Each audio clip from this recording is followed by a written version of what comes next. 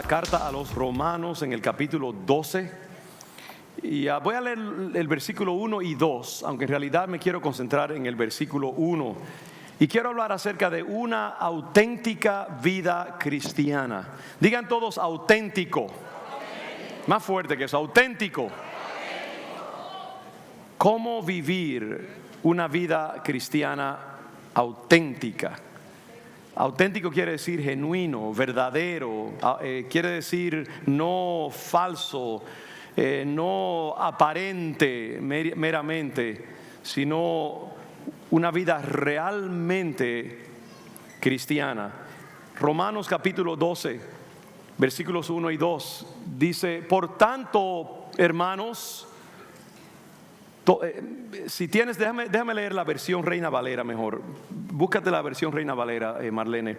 Dice aquí: así que, hermanos, os ruego por las misericordias de Dios que presentéis vuestros cuerpos en sacrificio vivo, santo, agradable a Dios, que es vuestro culto racional. Yo voy a explicar lo que quiere decir eso, ¿no? Así que, hermanos, os ruego por las misericordias de Dios que presentéis vuestros cuerpos en sacrificio vivo, santo, agradable a Dios, que es vuestro culto racional. Y el versículo 2, que es un desarrollo de esa idea que Él acaba de plantar en nuestros corazones.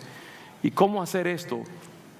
De vivir una vida auténtica. Dice: no os conforméis a este siglo, sino transformaos por medio de la renovación de vuestro entendimiento, para que comprobéis cuál sea la buena voluntad de Dios, agradable y perfecta. Señor, bendiga su santa palabra y decimos amén. Guarde ese pensamiento. Con este sermón estaré comenzando una serie de meditaciones sobre cómo vivir la vida de un discípulo. Es una palabra muy deliberada, un discípulo de Jesucristo. Cómo vivir la vida de un verdadero y auténtico cristiano o cristiana.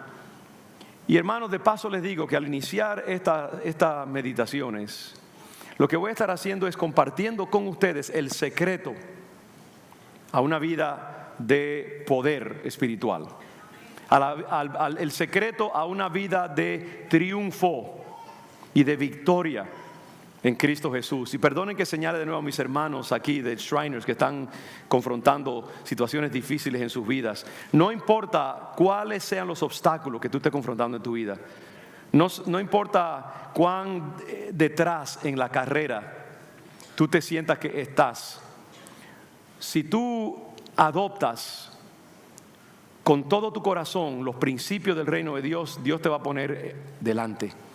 Dios no conoce de desventajas, de debilidad o de atraso. En Cristo Jesús nosotros podemos reponer toda deficiencia y ponernos a la cabeza de la cola. Como dice Pablo: porque todo lo puedo en Cristo que me fortalece. No vivimos la vida en nuestro poder, no vivimos la vida conforme a nuestras circunstancias, la vivimos en el poder de Cristo. Ahora la pregunta es: ¿cómo podemos vivir en ese poder? ¿Cómo podemos conseguir la llave, el instrumento para poder vivir la vida cristiana a ese nivel de poder? Y ese nivel de poder, de triunfo, de efectividad, depende de hacer lo que dice el apóstol Pablo aquí, de vivir nuestra vida como un sacrificio vivo, agradable al Señor. En otras palabras, una vida de consagración, una vida de entrega, una vida de total rendimiento al Señor. Cuando uno hace eso, todo es posible entonces. El Señor entonces te pone a la cabeza. Al Señor le encanta coger a los que están en la cola de la línea y ponerlos delante. Pero depende del corazón nuestro. Eso es lo único que Dios está buscando, nuestro corazón. Según sea nuestro corazón, así será la bendición de Dios. Así que cuando yo hablo de entregarnos al Señor como un sacrificio vivo, estoy hablando no como religiosidad allí beata, una religiosidad religiosa. Estoy hablando del secreto cómo llegar a una vida poderosa, cómo vivir en el poder del Espíritu Santo, cómo comprobar la buena voluntad de Dios, agradable y perfecta. ¿Okay? Entonces, más que nunca, yo creo que nosotros tenemos que entender, perdone el perrier, yo me pongo más comparón cada día, ¿no? Ahora no estoy tomando agua regular, sino agua perrier. Me la regalaron, así que ¿qué voy a hacer? Amén, amén. Las bendiciones de Dios hay que disfrutarlas. Más que nunca, hermanos, tenemos que entender que ser cristiano no solo se trata de cuando ya hay un llamado al altar, aceptar a Cristo, pasar al frente y ir a la iglesia, cantar 2 o 3 coritos allí pasados por agua, dejar un billete de 20 en la canasta si acaso, y vivir una vida más o menos moral. Y después que salimos de la iglesia, como que nos quitamos el sombrero de cristiano y volvemos a ser simplemente gente cotidiana, gente típica de la vida. La vida cristiana tiene que ser mucho más que eso. Amén. Ser un cristiano auténtico conlleva asumir una identidad. Una identidad que penetra en cada aspecto de nuestra persona y nuestra vida. Es algo que debiera consumir todos los momentos de nuestra vida, momentos cuando estamos despiertos, aun cuando dormimos. La identidad cristiana es algo que es tu último pensamiento antes de dormirte y es tu primer pensamiento cuando te levantas. Es algo que va hasta el centro mismo de tu vida. Me vino a la mente ahora mismo una imagen interesante.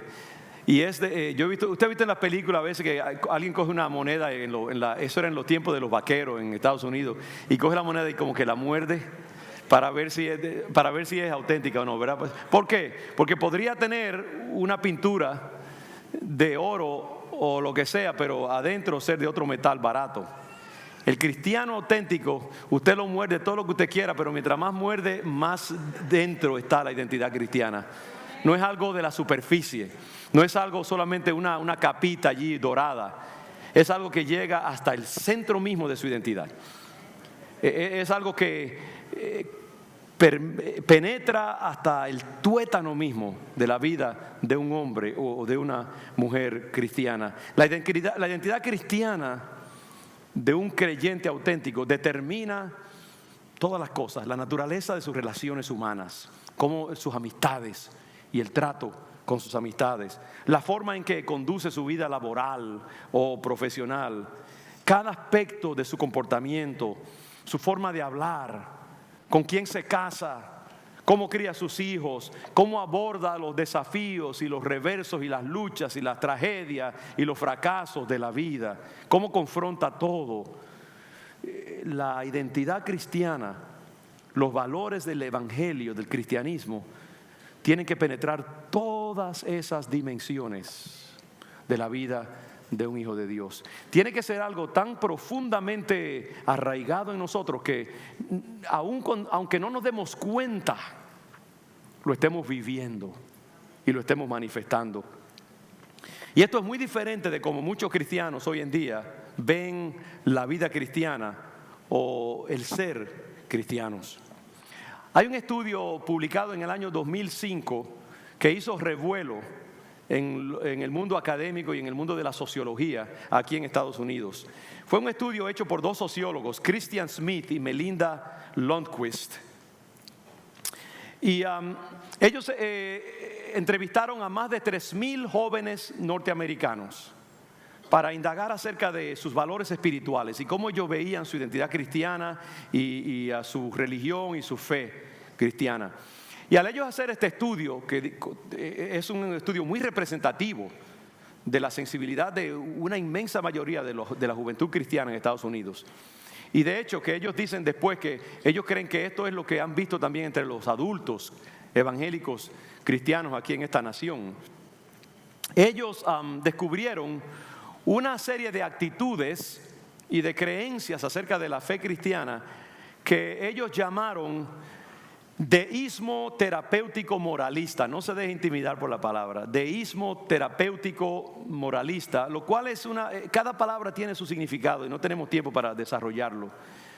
Pero ellos descubrieron que había ciertas actitudes comunes que compartían los jóvenes supuestamente evangélicos o cristianos en general, religiosos o aún no religiosos en Estados Unidos, acerca de lo que era ser un cristiano.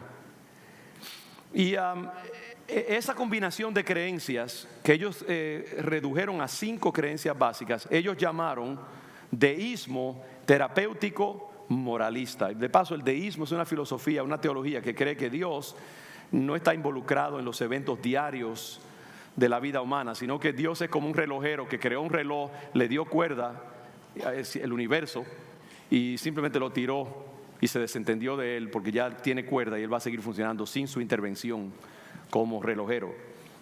Ahora, las 5 creencias que ellos identificaron como parte de este deísmo moralista terapéutico son las siguientes. Número 1, estas personas creen que existe un Dios, sí existe un Dios, y que creó y ordenó al mundo y que más o menos tiene una supervisión general de la vida humana. Pero como digo, no es un involucramiento personal, íntimo, detallado, diario.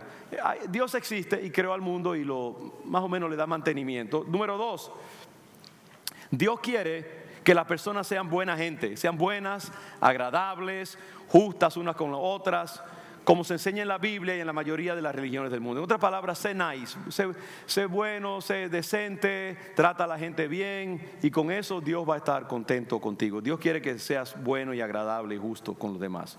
No hay nada de malo con eso.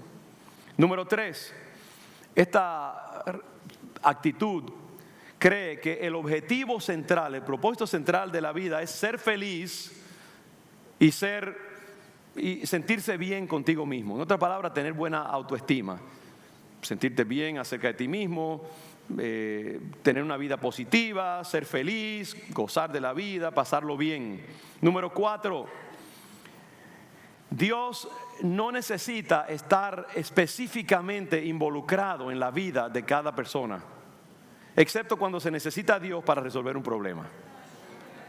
En otras palabras, yo no tengo que incluir a Dios en todas mis decisiones, todas las cosas de mi vida, sino, cuando yo tengo un problema le mando un SOS, una luz de bengala, te necesito, papá, para que Él venga y como un abuelo malcriador te dé lo que tú necesitas y luego se va otra vez. Y por último, la gente buena y decente va al cielo cuando se muere. Como ustedes ven, este deísmo terapéutico moral es una religión muy cómoda, muy básica, muy minimalista en sus demandas. Y estos 2 sociólogos concluyen que eso es lo que mucha gente en Estados Unidos cree acerca de lo que es ser un buen cristiano y una buena persona religiosa.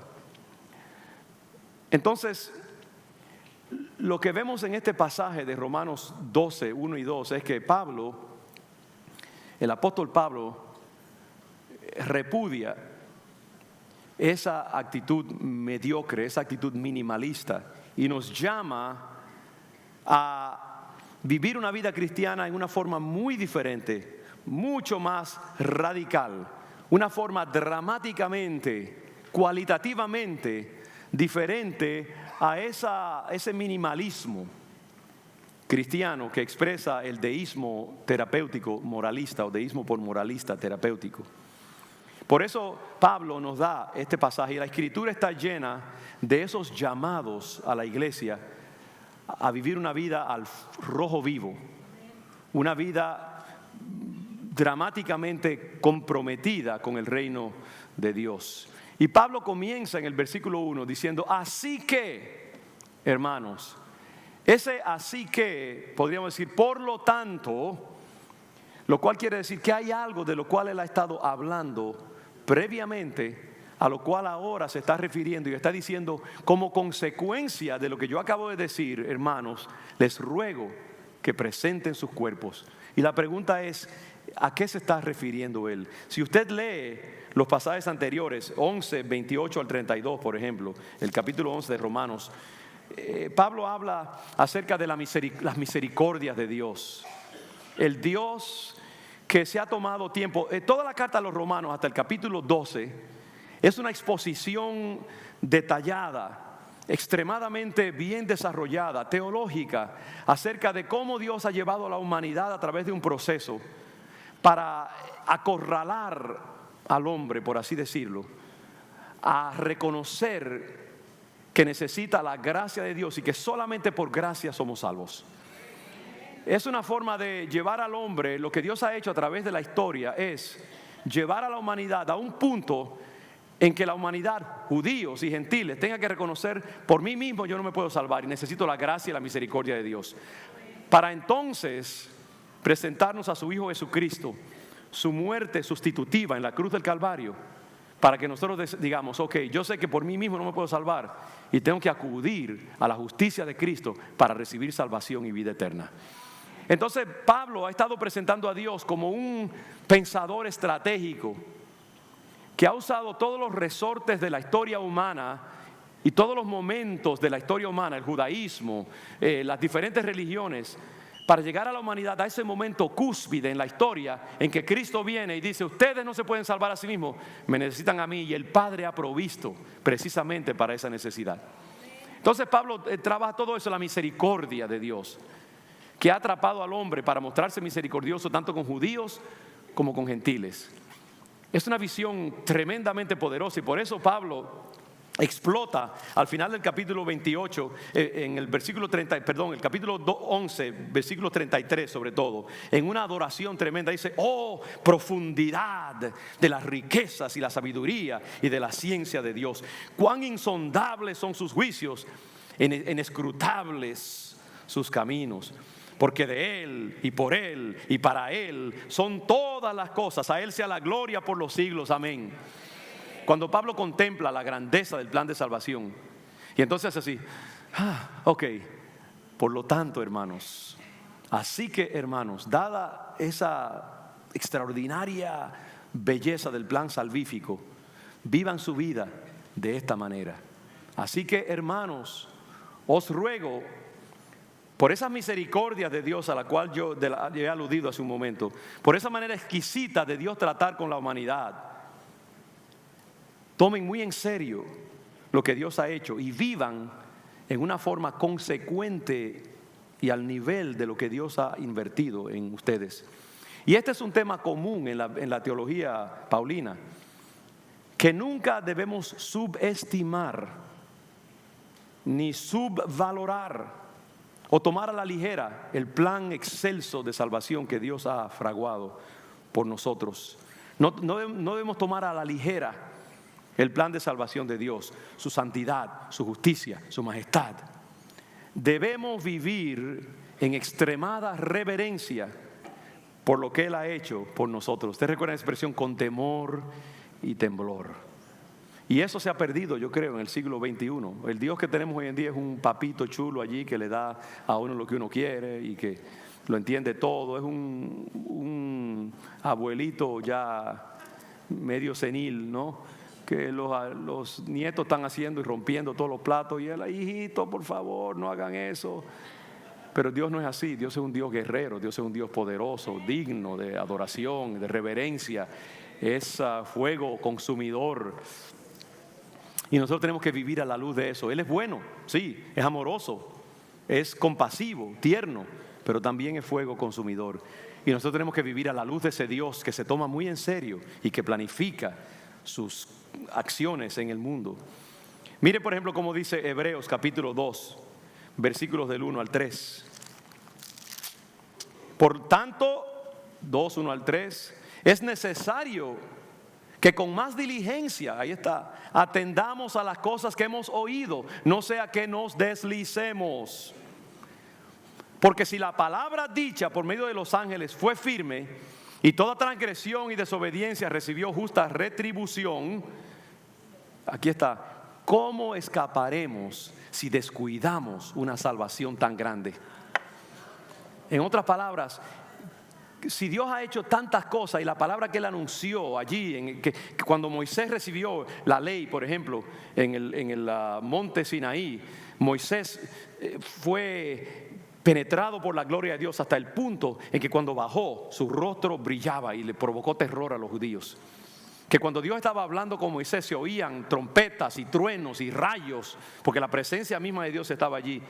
Dios anunciando sus mandamientos a la humanidad. Y Pablo dice, si fue así que Dios dio la ley, ¿cómo vamos a escaparnos nosotros si descuidamos una salvación tan grande? Y yo tengo que preguntarme a mí mismo, y tú, y todos los que estamos acá, ¿estoy yo viviendo mi vida a la altura del carácter sublime de esa salvación? ¿Estoy yo descuidando el llamado de Dios, la identidad de Dios, mi salvación, y me permitiéndome una cantidad de lujos y de libertades que no me competen? Pablo dice, les exhorto, volviendo al capítulo 12, les ruego, es una palabra muy urgente, es un llamado serio que él hace, les ruego, es un asunto muy serio lo que él está por decir, es un llamado a la voluntad de los que están escuchándolo y leyendo, de asumir una cierta actitud, una postura. Les urge a ustedes hacer esto y lo otro. Y hermanos, ciertamente tenemos que tomar muy en serio el modo en que vivimos nuestro cristianismo. Es una cuestión de vida o muerte, determinará si aprovechamos o no la vida cristiana, si recibimos todo lo que es nuestra herencia, si llegamos a esa vida plena que Dios ha prometido para nosotros. Es un llamado a nuestra voluntad de asumir una actitud, una postura de alerta, de vigilia, de entrega total, de urgencia. Tenemos que tomar muy en serio el modo en que vivimos nuestro cristianismo. Es una cuestión de vida o muerte. Esto determinará nuestro destino eterno y cuánta bendición o beneficio recibimos de nuestra vida cristiana. Pablo dice, en vista de las misericordias de Dios, os ruego por esas misericordias que yo me he pasado varios capítulos explayándoles y exponiéndoles, en vista de esas misericordias de Dios, dado lo que Dios ha hecho por nosotros, dado su amor, su perdón, su favor, su plan salvífico, esto es lo que tenemos que hacer. Y entonces él procede a describir. Él dice que presentéis vuestros cuerpos en sacrificio vivo. Que presentemos nuestros cuerpos en sacrificio vivo. Esa palabra que traducimos al español, presentemos o presentéis, en el griego original es la palabra paristemi,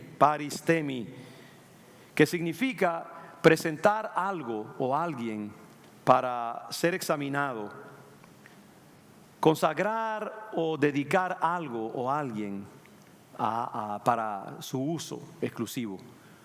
Cuando Salomón y los levitas consagraron el templo, lo presentaron a Dios para uso divino, para uso de adoración. Es esta idea de algo que se hace deliberadamente, con gran intencionalidad. Yo le he hablado a los hermanos, me vino a la imagen cuando estaba predicando esta mañana. Hace poco celebré una boda y era un salón bastante grande, bastante amplio. Y como ustedes saben, en una boda el pastor oficiante está al frente con el novio y están atrás la corte nupcial. Y en un momento ya todos están ahí esperando un momento especial. ¿Okay? Y llega un momento que cambia la música y hay una música solemne y hermosa y se abren las puertas del santuario muchas veces. Y entonces entra la novia. De paso, este sábado pasado cuando celebré, la novia se tomó su lindo tiempo en entrar. Yo hasta me asusté, pensé que se le habían enfriado los pies y que no iba a venir. Señor, yo estaba aquí orando, Padre, no permita eso. Finalmente se abrieron las puertas dobles y ahí entró la novia resplandeciente. Y se tomó su dulce tiempo, como yo le había dicho que tenía que hacer. Llegó con su papá al frente. Y yo en la mejor y más dramática voz que podía poner, ¿quién entrega a esta mujer? Y ya yo le había advertido al papá, no diga, yo la entrego. No, usted tiene que decir, yo la entrego. Con toda fuerza y toda autoridad. Y el papá se portó bien y dijo, yo la entrego. Entonces yo les había dicho, ahora el papá le da un besito a la novia y entrega a la novia, al novio. Y el novio entonces le tiene que extender la mano. El novio era un poquito, estaba nervioso y no sabía si era la derecha o la izquierda. Hermanos, ensayen bien cuando se van a casar. Eso les digo a todos los pastores. Pues entonces, y esa idea, ¿no?, de una novia presentada ante el novio para un propósito específico de unidad, de compromiso eterno. Presentar una novia ante su novio. La Biblia habla mucho acerca de la relación de la iglesia como una novia ante Jesús. Y un día celebraremos las bodas del Cordero.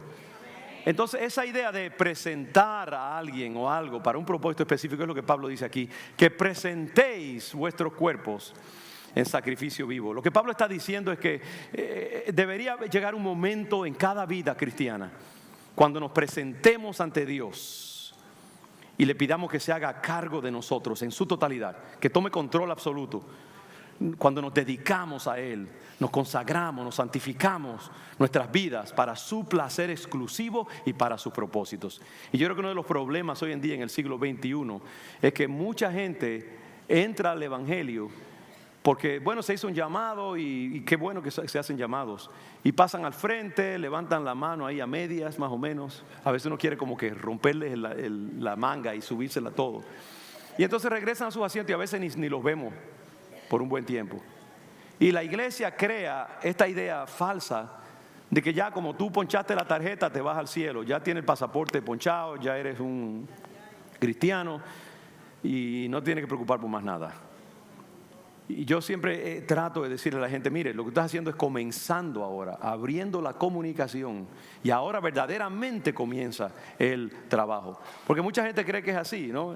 Es simplemente como algo persignarse y ni siquiera estar pensando en lo que estás haciendo. Tiene que haber una experiencia de crisis. Y todos nosotros, después que pasamos al frente y todo eso, sí. Pero tiene que haber un momento en que tú llegues a un momento de crisis y digas, Señor, te lo doy todo, te lo entrego todo. Y sabe que aún así vas a necesitar muchas veces de reconsagrarte al Señor. Esto nunca tiene fin. Y eso es lo que vamos a hablar acerca de la renovación del entendimiento que lleva a una transformación. Es algo continuo, algo incesante. Y eso es lo que Dios quiere. Tiene que haber un momento de crisis. La iglesia ha dejado de buscar provocar en los cristianos esos momentos de crisis. Los puritanos en el siglo XVII entendían, y la iglesia en parte en el siglo XVIII aquí en Nueva Inglaterra, entendía lo que era provocar un momento de crisis en la persona antes de considerarlo un cristiano auténtico. Largo tema allí, pero nosotros hemos perdido eso.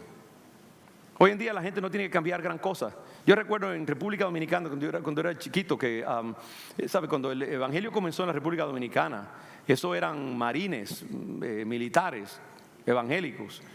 Y allí el hombre, la mujer cuando se entregaba era una cosa seria. Las pobres mujeres tenían que ya dejarse de maquillar y ponerse una bata más larga y más carente de forma que podían encontrar y todo eso. Y eso no es lo que hace un cristiano verdaderamente, pero hay algo que era como en ese simbolismo de vida nueva, de mentalidad nueva, de búsqueda de Dios, de morir al mundo. Hay algo bello y hermoso en ese simbolismo también. Pero hoy en día a la gente no le cuesta gran cosa ser cristiano. Y la Biblia dice, no, ser cristiano es algo costoso. Y yo quiero mover tu espíritu en esta tarde, mi hermano, mi hermana, a llegar a ese punto de desear y anhelar a Dios con toda tu mente, con todo tu corazón, con todas tus fuerzas. Pablo aclara aún más la naturaleza de lo que se nos está pidiendo, de eso de presentarnos, usando las imágenes del sacrificio que se lleva a cabo por medio de matar una víctima y ofrecerla ante el Señor y consumirla, ofrecerla en el altar para que se queme y arda y que su olor llegue hasta el trono de Dios. Él nos dice que así tenemos que ser nosotros. Antes de ser sacrificado, un animal era consagrado a Dios, era dedicado exclusivamente para su agrado. Ese animal no se comía. Había otros animales que se comían, pero el animal que era sacrificado y quemado en el altar era puramente para beneficio y provecho y placer de Dios. Una vez que era sacrificado no servía para nada más. Era enteramente solo para Él y para sus propósitos, para su agrado. Y ahí viene la palabra esta, agradable a Dios. De esa misma manera, hermanos, Pablo dice, vuestros cuerpos en sacrificio vivo. De la misma manera, si vamos a ser cristianos auténticos, tú y yo, y todos los que estamos acá, necesitamos vivir solo para Dios y para nadie más. Él tiene la propiedad de nuestras vidas y todo lo demás, y todos los demás pasan a ser secundarios. Nuestro tiempo, nuestro dinero, nuestro sueño, nuestra comodidad, nuestra familia, nuestras aspiraciones, nuestras profesiones, nuestro descanso, todo pasa a ser propiedad del reino de Dios. Todo pertenece a Dios y solo a Dios. Y eso es lo que nosotros hacemos cuando damos nuestros diezmos, cuando traemos nuestras ofrendas. Usted oye la palabra mayordomía, es una palabra teológica profunda. Buena mayordomía quiere decir eso, de uno usar bien su dinero y su propiedad. Y la palabra mayordomía viene de la palabra mayordomo, que lo que quiere decir es cuidar de la casa de Dios. Y lo que quiere decir eso es que tú no eres el dueño. Como un mayordomo no es dueño de la casa. Un mayordomo ¿qué hace? Cuida la casa y la atiende para el dueño. Y todo lo que tú tienes en tu vida, tu dinero, tu matrimonio, tu profesión o tu trabajo, tus hijos, tu esposa o esposo, todo pertenece a Dios y tú solamente lo cuidas. Tus hijos no son tuyos,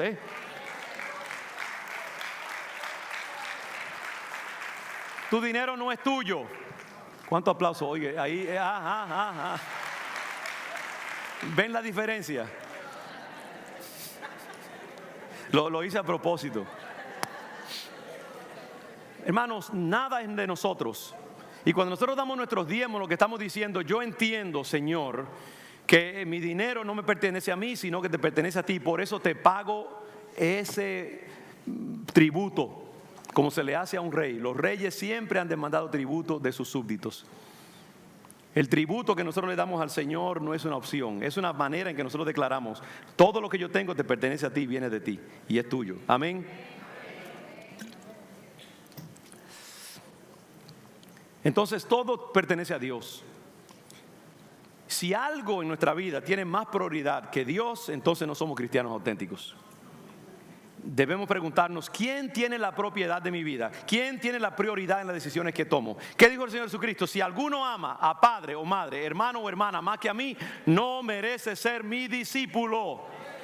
Eso lo dijo el Señor, no lo dijo un pastor molesto aquí que no ha comido bien esta mañana. Está por eso, no.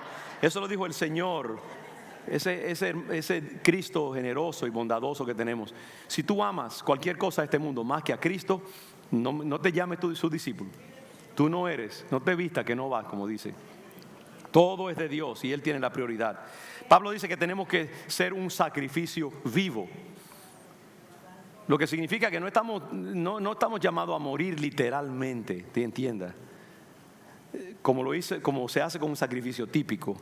Más bien deberíamos vivir nuestra vida como si fuéramos un sacrificio dedicado a Dios. Como si hubiéramos muerto al mundo y todo lo hubiéramos sacrificado para Dios. Mire lo que dice Colosenses capítulo 3, versículos 1 al 3. Si pues habéis resucitado con Cristo, en otras palabras, esta es la condición. Si tú dices que te estás resucitado con Cristo, que has sido salvo, que eres un cristiano, entonces buscad las cosas de arriba, donde está Cristo sentado a la diestra de Dios. Poned la mira en las cosas de arriba, no en las de la tierra. Yo te pregunto a ti, ¿cómo caminas tú? ¿Caminas tú así o así? ¿Dónde está la mira de tu vida? ¿Dónde está tu atención? Porque habéis muerto, dice el versículo 3. Habéis muerto. El problema con muchos de nosotros es que estamos demasiado vivos. No hemos muerto lo suficiente. Mire que está hablando en pretérito, pasado imperfecto, porque habéis muerto. Y vuestra vida está escondida con Cristo en Dios. Vuestra vida está escondida con Cristo en Dios. Está hablando de algo que es un hecho. Aunque haya allí, aunque no sea una realidad en el mundo externo, pero una realidad espiritual en nosotros. Nuestra vida, nosotros hemos muerto. Y un muerto no tiene nada que ver ya con el mundo. Y si tiene que ver, hay que reprenderlo en el nombre de Jesús y echarlo fuera. Esta idea de morir al mundo es crucial en la teología cristiana. Miren el bautismo. ¿Qué es el bautismo? El bautismo es un simbolismo. Cuando una persona se bautiza, está diciendo: yo he muerto y ahora resucito una nueva vida en Cristo Jesús. Cuando esa persona es tomada, metida en la tina o en el lago donde esté, en ese momento en que está adentro, en ese micro instante, desaparece para el mundo. Y se le está diciendo: tú acabas de morir. Y entonces cuando se le saca otra vez y vuelve a ver el mundo, entonces es como una resurrección, pero ya es diferente, ya murió y ahora es una nueva criatura, una nueva vida. Y ese el bautismo es tremendamente profundo en su simbolismo. La idea del bautismo y de morir a Cristo y de ser un sacrificio vivo es que debemos vivir, sí, pero morir a la ambición, al deseo compulsivo de ser exitosos, de ser admirados, de preocuparnos qué piensa la gente. Debemos morir a todas las aspiraciones de un ser humano típico y vivir solo por Cristo y por su reino. El sacrificio vivo vive la vida, pero la vive como si no la viviera. Y aquí hay una tensión. La Biblia dice que estamos en el mundo, pero no somos del mundo. No está diciendo que ahora usted tiene que irse a su casa, vender todas sus propiedades, dejar a la mujer e irse a una cueva, como decían los monjes en el siglo III o IV. No, lo que está diciendo es que en tu espíritu sí, en tu corazón tú debes hacer eso. En tu corazón tú debes despegarte de todo apego a las cosas de este mundo y vivir como si el mundo no importara para ti. Cuando tú entras al Evangelio, tú le firmas a Dios una carta en blanco. Y tú le dices al Padre: Padre, ahora escribe lo que a ti te dé la gana. Demanda y pide de mí lo que tú quieras. Yo cometí el error de decirle a Dios: haz de mí lo que tú quieras. Y míreme aquí predicando 35 años después. Y de paso digo eso, pero sepan que es totalmente jocoso, porque la mejor cosa que yo hice fue dedicarle mi vida al servicio al Señor. Pero quiere decir que tú tienes que dejar todo: tus aspiraciones, tus sueños, tus ambiciones, y tú vives ahora solo para Cristo. Y tu vivencia para Cristo debe ser tan radical que es como que si tú aborrecieras el mundo. Por eso que el Señor dice de nuevo: si tú no aborreces a tu padre y a tu madre, no mereces ser mi discípulo. En otras palabras, tu desamor por tu padre, tu madre, tus hermanos, tus hermanas, tu hogar, tu familia, todo debe ser tan radical que sea como si tú lo aborrecieras. Y hay una tensión allí, porque hay una aparente, una paradoja, porque por una parte Dios nos llama a vivir vidas extremadamente hermosas y exitosas y logradas. Yo le decía a un jovencito esta mañana que tiene apenas 13, 14 años y se acaba de graduar de high school, lo animaba: persigue tus sueños, estudia, hazte un gran profesional. Él quiere trabajar en agricultura. Yo le decía: amén, gloria, yo no voy a ir allí, pero ve tú por mí. Y aprende a cultivar buenas manzanas y buena carne, porque yo la voy a disfrutar, así que necesitamos agricultores. Pero decía: qué bueno que tú sabes lo que quieres hacer. Sé el mejor profesional. Pídele a Dios que te dé sabiduría como a Daniel. Vive una vida fructífera. Dios nos llama, hermanos, a todos los que están aquí, a regresar a nuestros trabajos el martes o el miércoles y a ser los mejores trabajadores del mundo, a disfrutar de la vida, como decía Eclesiastés, ¿no? Dios quiere que todo lo que hagamos, hagámoslo como para el Señor. Seamos excelentes en todo. Disfrutemos del mundo, porque el mundo es bueno, Dios lo hizo bueno. Pero sepamos que nuestro amor, nuestro afecto no está en el mundo o las cosas del mundo. Disfrutamos del mundo livianamente. Pero si por alguna razón se nos dañó el carro, o perdimos el trabajo, o un amigo nos traicionó, no nos vamos a la casa a cortarnos las venas, sino que encontramos ese espacio dentro de nosotros, de decir, ¿sabe qué? Dios dio, Dios quitó, hágase la voluntad de Dios. Como le pasó a Job. Job lo perdió todo. Perdió su reputación, perdió sus hijos, perdió todo su dinero y su fortuna. Perdió hasta la salud en una manera terrible, porque había un drama entre Dios y el diablo. Y Satanás le dijo, quítale esto, quítale lo otro, para ver si todavía te sirve o no. Él te sirve porque tú le das todas esas cosas, pero cuando le falten, vamos a ver si todavía te bendice. Y Dios dijo, yo creo en este hombre, yo creo que su corazón es por eso, porque el oro en Job iba hasta el centro mismo.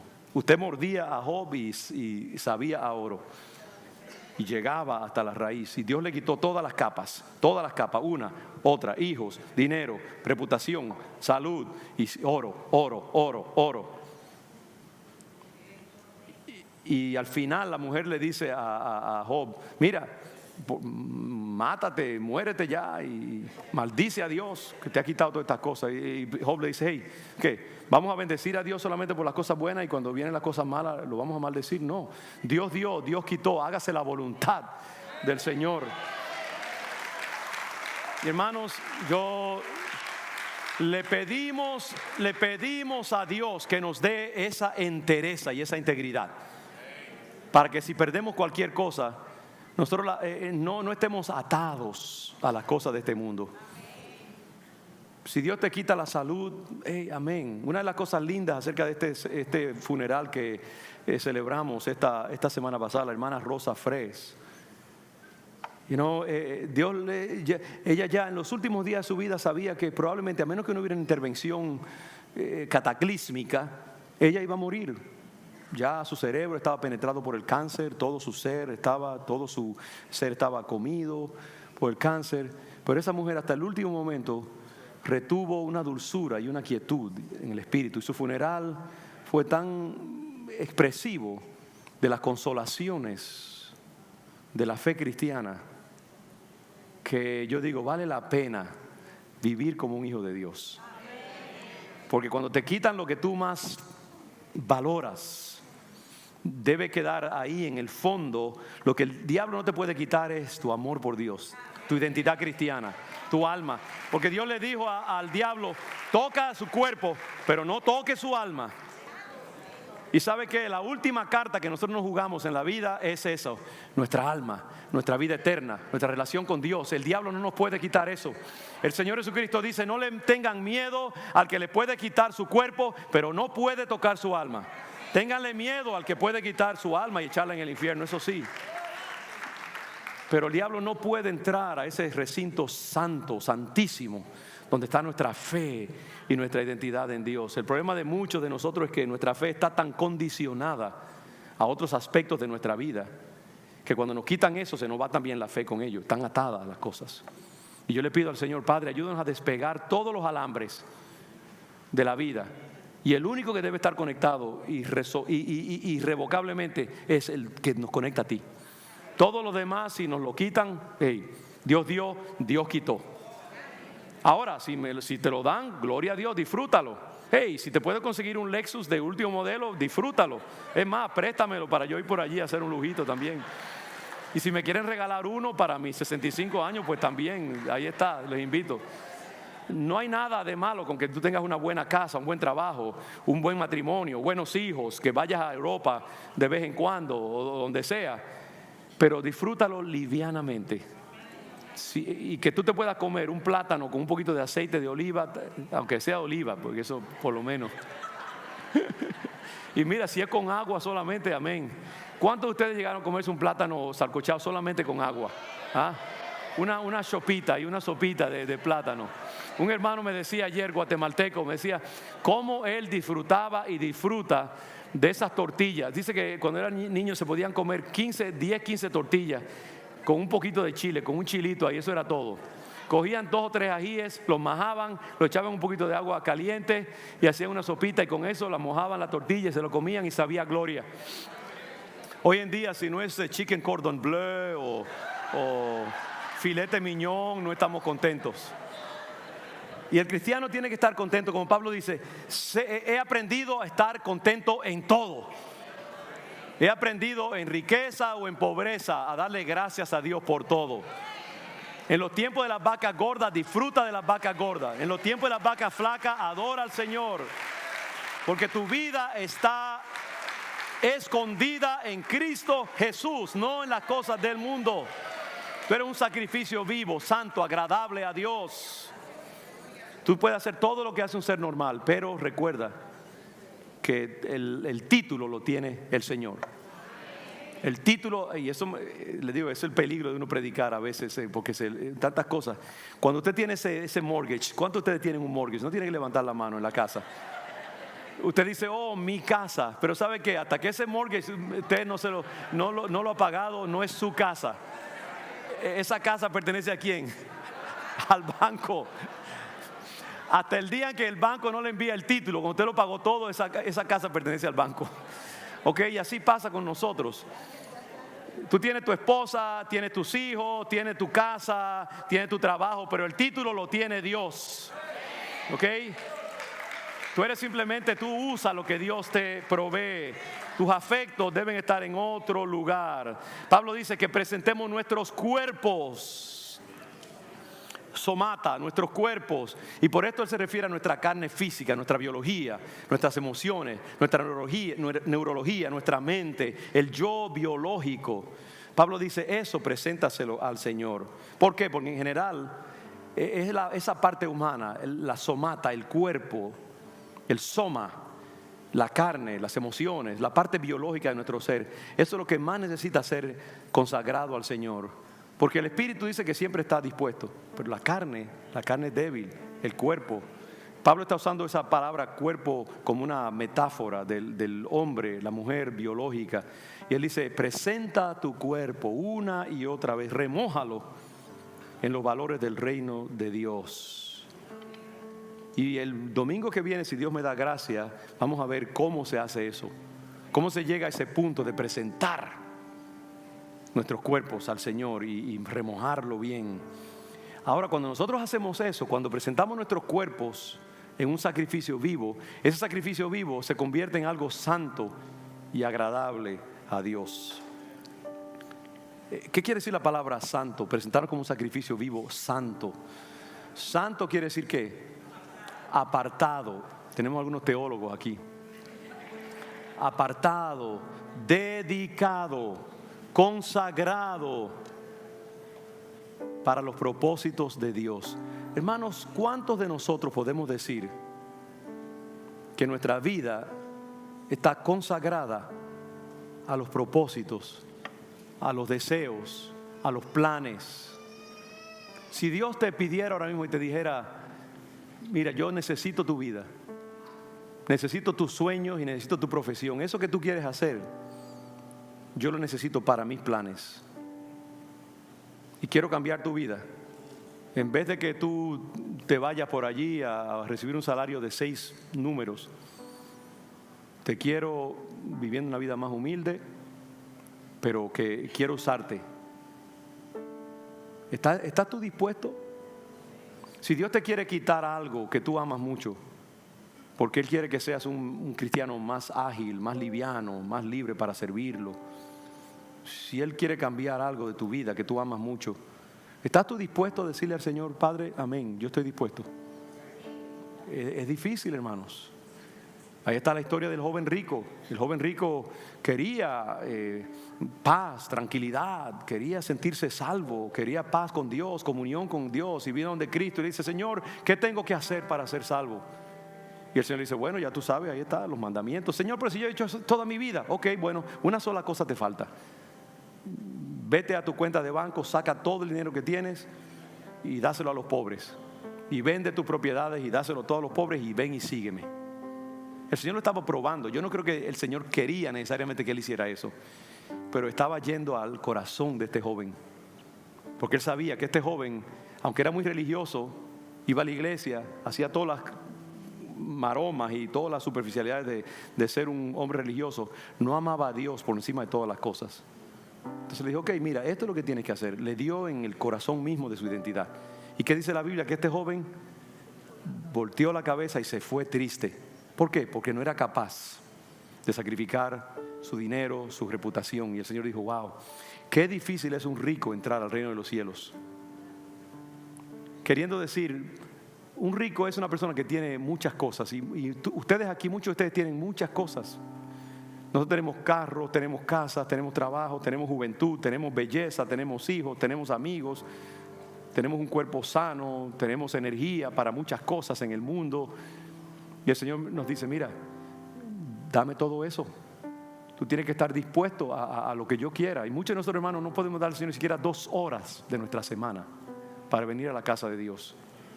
Hacemos cualquier cosita, una ofrenda, un diezmo, y pensamos como que somos unos San Martín de Porra, un San Francisco de Asís, una Madre Teresa, como que estamos haciendo una gran cosa. El Señor dice: no, es todo. Si tú quieres ser un cristiano auténtico, tienes que vivir la vida como un sacrificio vivo, santo, dedicado a Dios. Un sacrificio tan dedicado que traiga agrado al Señor. Ustedes saben que, ya con esto ya voy cerrando esto aquí. Los judíos creían en el rito de la adoración y del templo, que cuando ellos quemaban la grosura, la grasa del animal, había algo que se llamaba la grosura. Oye, qué bueno huele un bistec cuando se está quemando y esa grasita está prometiendo un sabor.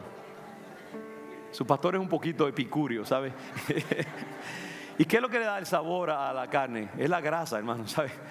Por eso a mí no me den un filete miñón, denme un ribeye o lo que sea, porque tiene mucha grasa. La grasa es la parte más rica de una carne.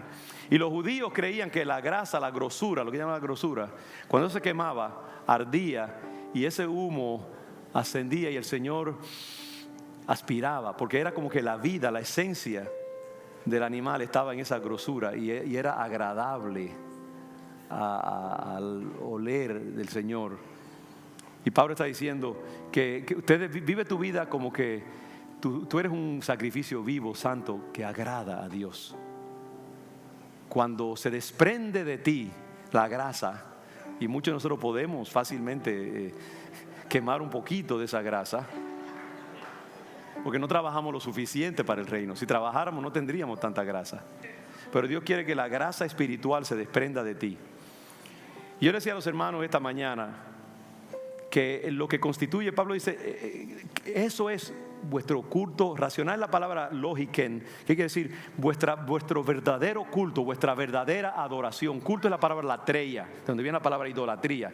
Pablo está diciendo: hermanos, presenten su vida como un sacrificio continuamente en acción, un sacrificio santo dedicado a Él, que sea agradable al Señor, y eso constituye vuestra verdadera adoración. Eso es lo que es adorar a Dios. Cuando la grasa de tu vida, la esencia de tu vida está continuamente emitiendo un olor santo ante la presencia de Dios. Todo lo que nosotros hacemos en la vida, hermano, desprende y expele vida. Si yo hago esto y pestaño, sí creo que se dice así, eso es energía. Si yo muevo la cabeza, es energía. Si yo respiro, estoy gastando energía. Si mi corazón late, estoy gastando energía. Si mis neuronas funcionan en mi cerebro disparándose miles y cientos de miles de veces por segundo, eso despide energía. Eso es grasa que está saliendo de nosotros. Cuando tú trabajas, cuando amas, cuando comes, cuando hablas, cuando te relacionas con otras personas, tú estás despidiendo vida, quemando grasa, quemando calorías, quemando energía. Y eso Dios lo está mirando. Es ese olor de tu vida, esa energía de vida que se desprende de ti cuando tú haces cualquier moción, cualquier cosa. Dios lo está observando y Dios lo está interpretando. Y Pablo dice que todo lo que tú hagas en tu vida, cuando sueñas, cuando lloras, cuando trabajas, cuando manejas el Uber, cuando corres y ejercitas tu cuerpo, cuando tienes una conversación, que el olor que tú despides llegue ante el Padre y sea como un sacrificio agradable a Él. porque esta es tu verdadera adoración. Yo quiero decirles, hermanos, que la verdadera adoración no es cuando tú estás acá necesariamente en el culto, aunque eso es hermoso. La verdadera adoración es cuando tú estás allá afuera viviendo como un sacrificio vivo, santo, agradable a Dios. Cuando Dios está mirando tu vida, desprendiéndose lentamente, y Él está diciendo: me agrada lo que veo, me agrada la síntesis total de lo que esta persona representa. Lo que Dios busca es ese corazón, esa fuerza motriz que tiene la forma de Cristo. Tú no tienes que ser perfecta, tú no tienes que ser perfecto, pero la síntesis total, el resultado neto de tu vida tiene que despedir un olor que sea agradable a Dios. David no era un hombre perfecto por mucho, pero cuando Dios envió a Samuel a la casa de su padre para escoger el próximo rey de Israel, que iba a ser una antítesis de Saúl, que no agradaba a Dios por nada, porque su corazón no era agradable a Dios, Dios mandó a Samuel, y con esto ya esta ilustración termino. Y a Samuel le pasaron por delante todos los hijos de Isaí, cada uno de ellos rollizo, fuerte, hermoso, buen mozo, muy prometedor. Y Dios le dijo y Samuel pensaba: no, este tiene que ser. Dijo: no, ese no es. Y finalmente Dios se molestó con Samuel, le dijo: mira, deja de estarme presentando a esos muchachos, se ven muy prometedores, pero yo no busco la apariencia, yo juzgo conforme al corazón. Hay otro por allí que es el que yo quiero. Y Samuel tuvo que: hay otro más, ¿no tienes otro hijo? Bueno, sí, Davidcito que está por allá cuidando las ovejas, pues mándamelo a buscar. Y ahí vino David, pequeñito, no tan fuerte ni rollizo ni guerrero como sus hermanos. Dios dijo: ese es, úngemelo, porque ese es el próximo rey de Israel. ¿Qué fue lo que motivó al Señor a buscar, a encontrar a David metido por allá, escondido entre las ovejas? El corazón de David, un corazón apasionado para con Dios. Y David mostró su corazón cuando Goliat se burlaba del pueblo de Dios y maldecía al Dios de Israel, y David se enardeció porque su corazón era un corazón que amaba a Dios. Y él dijo: ¿quién es este perro para que esté insultando a Jehová de los ejércitos? Y él puso su vida en la línea y se enfrentó al gigante y lo destruyó, porque su amor para con Dios era tan grande. Y David nunca toleró a nadie que no amara a Dios. Dice: no se enardece mi corazón contra tus enemigos, dice David. David era un corazón completamente, y Dios por eso lo amó de la manera que lo amó. No era por su perfección, era por su amor. Y hermano, Dios quiere que tú lo ames así. El Señor dice que el perfecto amor echa fuera el temor. Dice que el amor cubre multitud de pecados. El Señor no aceptó la mediocre adoración de Simón el fariseo. Aceptó la adoración apasionada del vaso de alabastro de una mujer que tenía mala reputación y mal comportamiento, porque Dios vio su corazón apasionado. Y el problema con muchos de nosotros es que no amamos lo suficiente, no ardemos lo suficiente, no somos un sacrificio lo suficientemente quemado delante de Dios. Y yo quiero que tú salgas de aquí recordando que cuando tú salgas de aquí es cuando comienza tu verdadera adoración. Esto aquí es simplemente un ensayo quizás, o lo que sea, y es bueno y es necesario y es importante, pero tu adoración comienza cuando tú salgas ahí a la acera y alguien se te cruza en el camino y te pise los callos, ¿y qué tú vas a hacer? ¿Ok? ¿Te vas a comportar como un inconverso o te vas a meter encima de la mesa del sacrificio?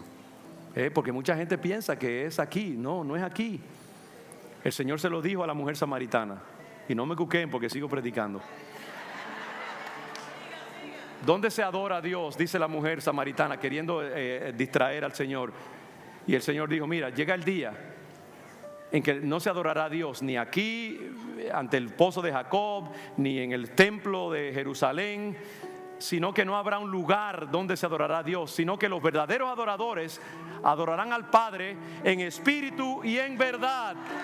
Vuestro culto racional, vuestro verdadero culto, porque a esos adoradores Dios busca que le adoren. No es en León de Judá, es en el lugar secreto, es en tu trabajo, es en la calle, es cuando tienes que dar tu diezmo, cuando tienes que venir a la iglesia con una nevada que necesitas un trineo. Ese es el momento en que tú adoras al Señor verdaderamente. Cuando te tienes que morder la lengua para que tu matrimonio progrese, cuando tienes que perdonar a ese hijo malagradecido, cuando tienes que soportar a ese jefe sangrigordo, cuando tienes que perdonar que se te cruzó enfrente a las 5 de la tarde en la 93, te cortó. Sacrificio vivo, sacrificio vivo. Que salgamos de aquí con esa consigna. Donde quiera que esté León de Judá, en las calles de Boston, se oiga esa palabra, sacrificio vivo. Hasta el piano parece que está diciendo amén.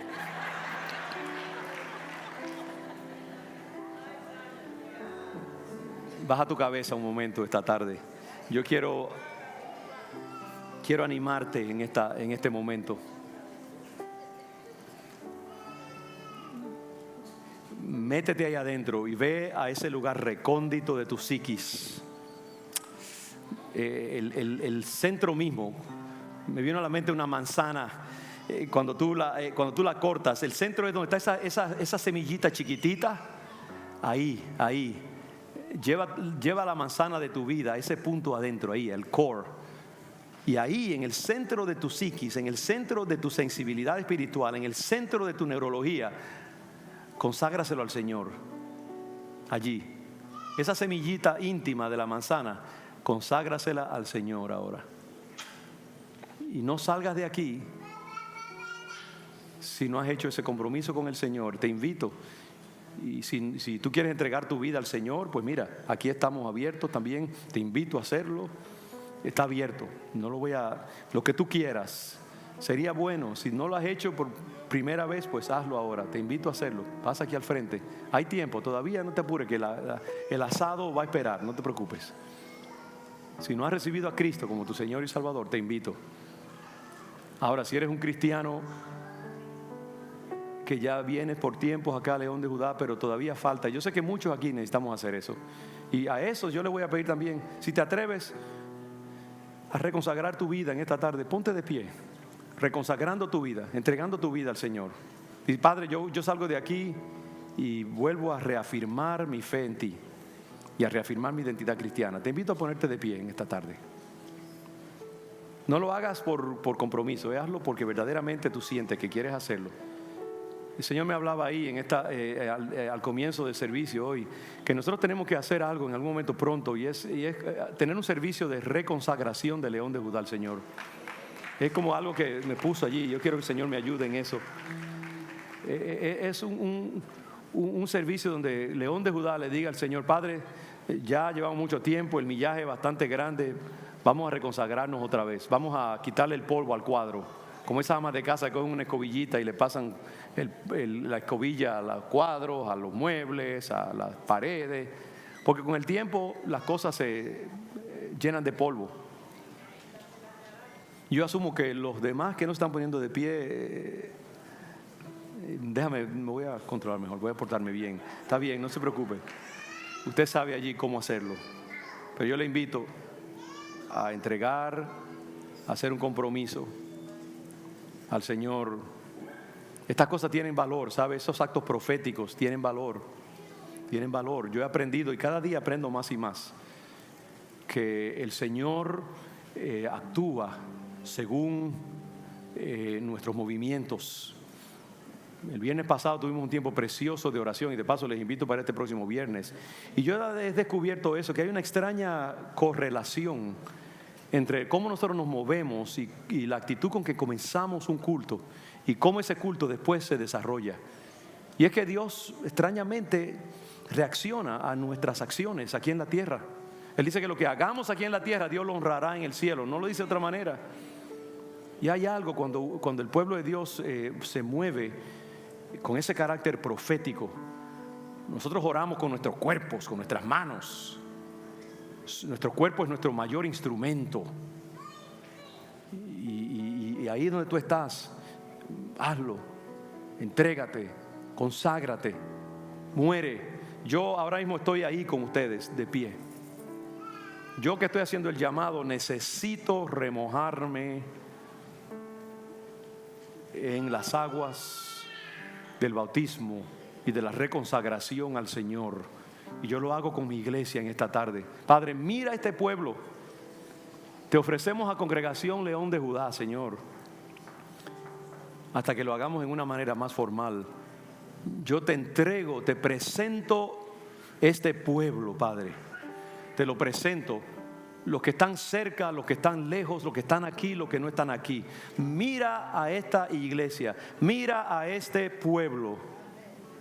Te lo presento, Padre, como un sacrificio vivo, santo. Nos presentamos agradable a ti, y tú eres nuestra verdadera adoración, y esta es nuestra verdadera adoración. Perdónanos por escatimar cualquier cosa. Perdónanos por ser conservadores contigo, que mereces que nos montemos a la cruz literalmente, y que eres tan generoso con nosotros, Padre.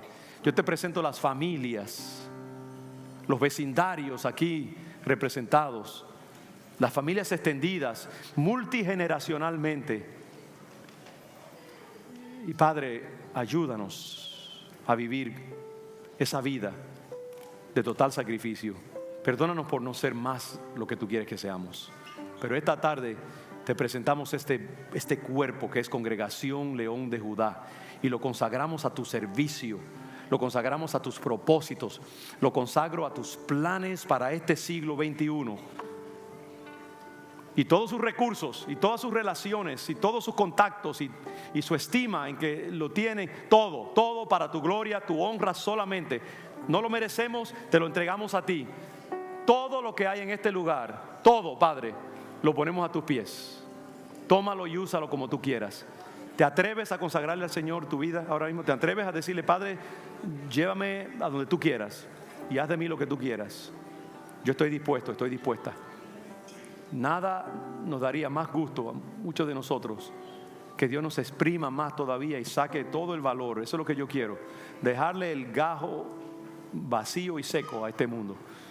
Cuando yo me vaya, que el Señor me haya exprimido todo nivel, toda cosita, toda unidad de valor, la haya sacado y exprimido de mí.